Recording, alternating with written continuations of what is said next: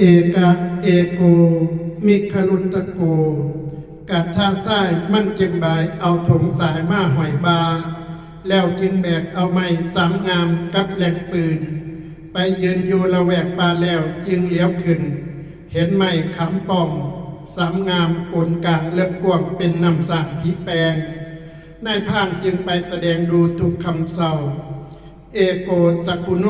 ยังมีนกแขกขับเป็นเขาขาบห่วงเข่าบินมาจับสาขายืนอยู่พร้อมทุกงูเนื่องนั่นบางพองงับตอดกันกวนหยาดบางพองบินขึ้นเมื่อ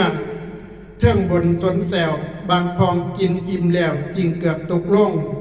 บางพองงอนรับกลซี่แซวแล้วตื่นเจตพุตโต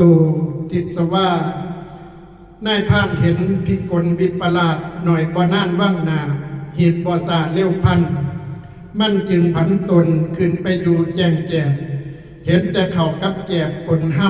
ำน้ำอันนี้ว่าฝนตกห้ำสั่งมากินหวานแสบซอยกินหน่อยหักเมาหลาย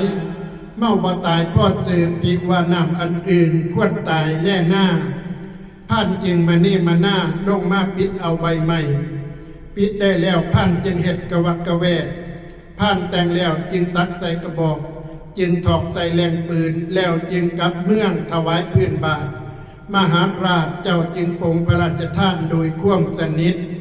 ยังมีบัณฑิตและนักปราชญ์ผู้ฉลาดมาพิจารณา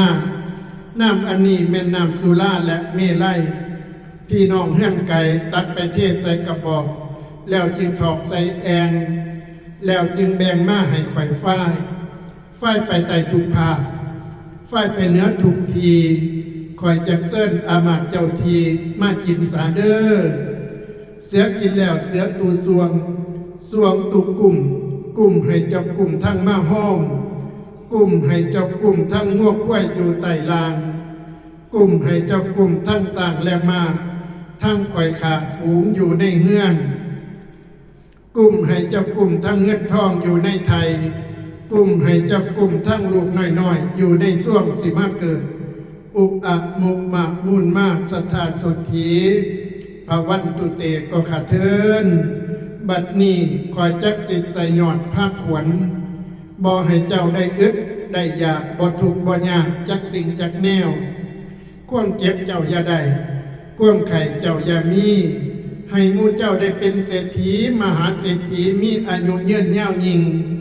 ได้มีเป็นทุกสิ่งสมปรารถนามีพลานามัยแข็งแห้งบ่แก่บ่เฒ่า